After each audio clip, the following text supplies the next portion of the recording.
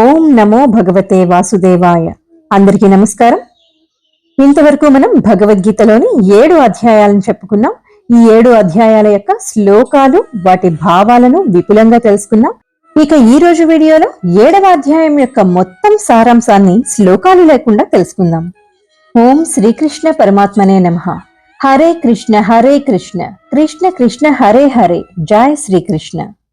భగవద్గీత సప్తమోధ్యాయః. ఈ 7వ అధ్యాయాన్ని జ్ఞాన విజ్ఞాన యోగం అని పిలుస్తారు. భగవంతుని యొక్క భౌతిక మరియు ఆధ్యాత్మిక శక్తుల విస్తారాన్ని వివరించడంతో ఈ అధ్యాయం మొదలవుతుంది. ఈ శక్తులన్నీ దారంతో కూర్చిన పూసల వలె తన యందే ఉన్నాయని శ్రీకృష్ణుల వారు వివరించారు. ఇంకా తనకు శరణాగతి చెయ్యని 4 రకాల మనుషుల గురించి మరియు తన యందు భక్తిలో నిమగ్నమయ్యే 4 రకాల మనుషుల గురించి ఇందులో వివరించారు. తన భక్తులలో ఎవరైతే జ్ఞానంతో తనను భజిస్తారో, ఎవరైతే తమ మనోబుద్ధులను ఐక్యం చేస్తారో వారిని అత్యంత ప్రియమైన వారిగా పరిగణిస్తానని శ్రీకృష్ణ పరమాత్మ వివరించారు. ఇందులో 30 శ్లోకాలుంటాయి. ఈ 30 శ్లోకాలను కూడా శ్రీకృష్ణుల వారే పలుకుతారు. వాటి సారాంశమేంటో ఇప్పుడు చూద్దాం. శ్రీకృష్ణ పరమాత్మ మొదటి శ్లోకంలో ఈ విధంగా అంటున్నారు: ఓ అర్జున, నాయందు మాత్రమే మనసు నిలిపి భక్తి యోగ అభ్యాసం ద్వారా నాకు శరణాగతి చేసి నన్ను ఎలా అయితే నువ్వు సంపూర్ణంగా సందేహానికి తావు లేకుండా తెలుసుకోవచ్చో ఇప్పుడు చెప్తాను విను. సాధారణంగా భగవంతుని గురించి తెలుసుకునే మార్గమేంటి? ఆయనపై మనసు పెట్టి ధ్యానం ఎలా చేయాలి?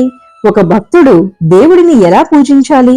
ఇలాంటి మన మనసులో కలిగే ప్రశ్నలన్నింటికీ సమాధానం ఇప్పుడు శ్రీకృష్ణ పరమాత్మ చెప్పబోతున్నారు. ఓ అర్జున, ఏ విజ్ఞానాన్ని అయితే తెలుసుకున్న తర్వాత ఈ లోకంలో తెలుసుకోవడానికి ఇంకేమీ ఉండదో అలాంటి జ్ఞానాన్ని నేను నీకు సంపూర్ణంగా తెలియజేస్తాను అని చెప్తున్నారు. ఇక్కడ జ్ఞానం, విజ్ఞానం అనే 2 పదాలను చెప్పుకున్నాం కదా. జ్ఞానం అంటే ఇంద్రియ మనోబుద్ధుల చేత తెలుసుకోబడేదాన్ని జ్ఞానం అంటారు. ఆధ్యాత్మిక సాధన వల్ల అంతర్గతంగా లోపల నుండి తెలుసుకున్న దాన్ని విజ్ఞానం అంటారు. జ్ఞానాన్ని బుద్ధి చేత తెలుసుకుంటాం, కానీ విజ్ఞానాన్ని అనుభవపూర్వకంగా తెలుసుకోవాలి. ఉదాహరణకు, వేప చేదుగా ఉంటుంది, తేనె తీయగా ఉంటుంది అని తెలుసుకోవడం జ్ఞానమైతే, ఆ తేనెను, వేపను రుచి చూసి అనుభవపూర్వకంగా తెలుసుకోవడమే విజ్ఞానం.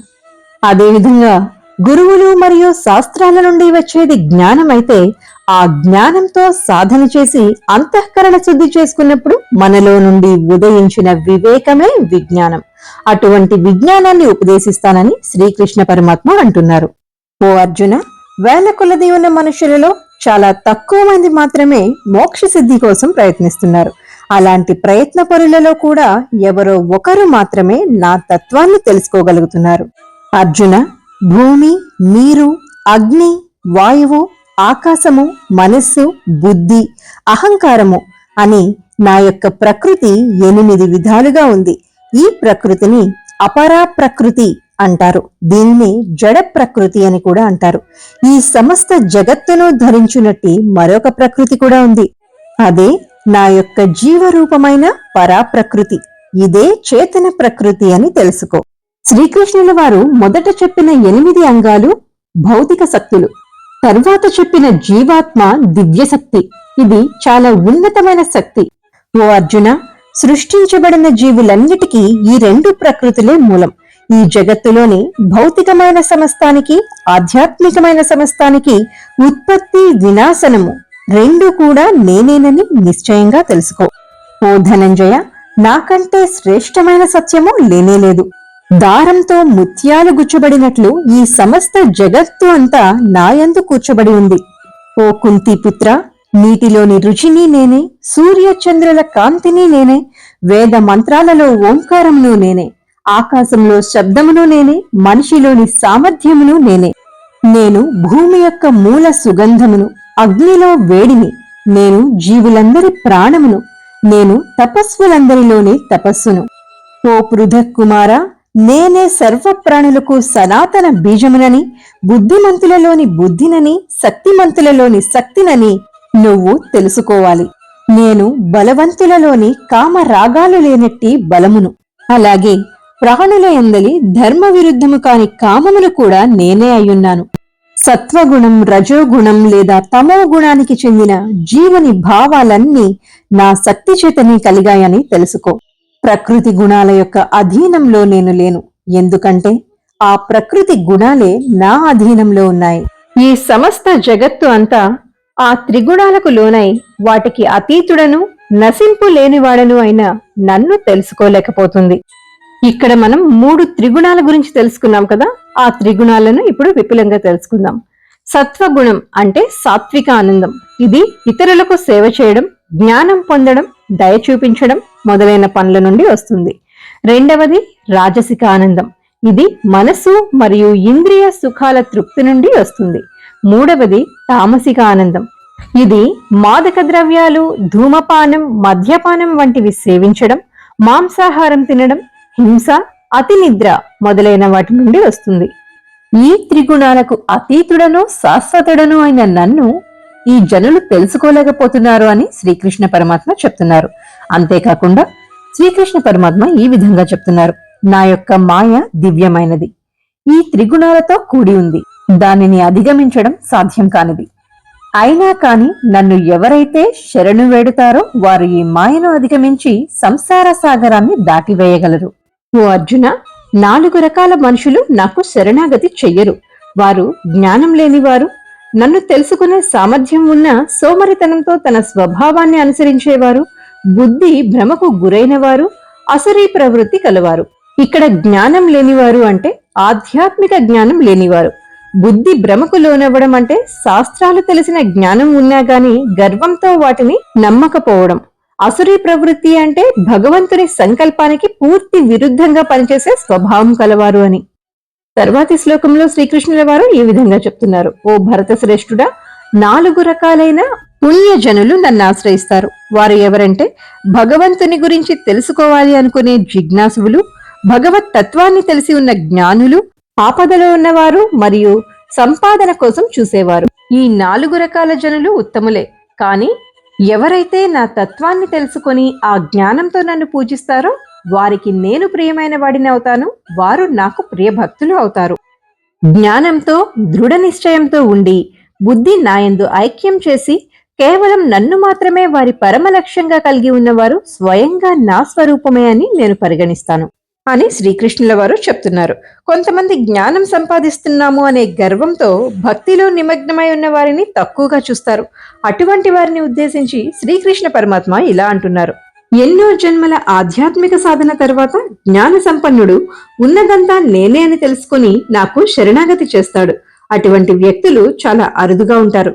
భౌతిక వస్తువులు కోరుకోవడంలో నిమగ్నమైన వారి గురించి తదుపరి శ్లోకంలో ఈ విధంగా వివరిస్తున్నారు. భౌతిక ప్రాపంచిక కోరికలతో జ్ఞానం కొట్టుకుపోయిన వారు ఇతర దేవతలను శరణాగతి చేస్తారు. వారి స్వీయ స్వభావాన్ని అనుసరిస్తూ ఇతర దేవతలను ఆరాధిస్తారు. ఆయా దేవతలను ప్రసన్నం చేసుకోవడానికి ఆయా కర్మకాండలను ఆచరిస్తారు. ఇక్కడ ఇతర దేవతలు అన్నా భగవంతుడు అన్నా ఒక్కరే కదా అనే సందేహం అందరికీ వస్తుంది.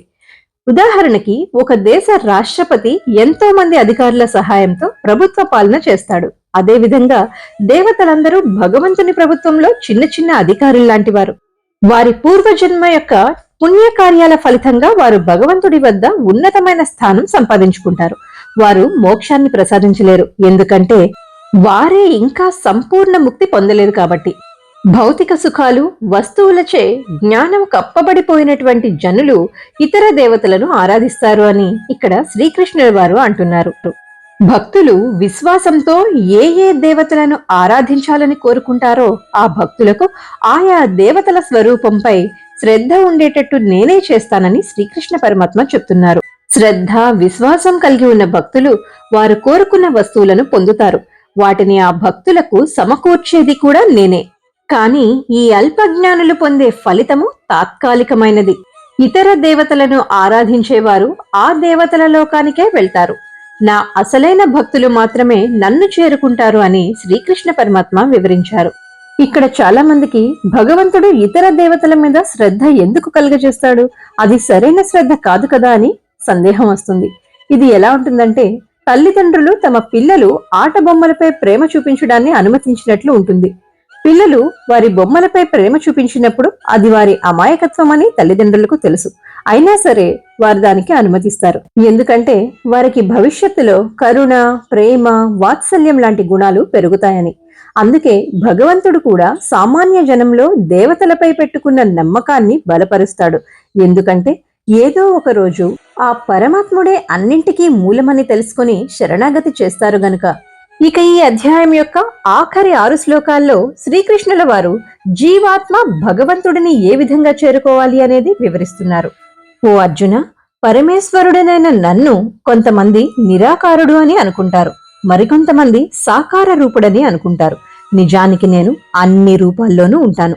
నా యోగమాయ శక్తి ద్వారా నేను అందరికీ కనబడును. జ్ఞానం లేనివారు నేను పుట్టుక లేనివాడినని, మార్పు చెందనివాడినని గ్రహించలేరు. నాకు భూత వర్తమాన భవిష్యత్తు అంతా తెలుసు, సమస్త ప్రాణులు తెలుసు.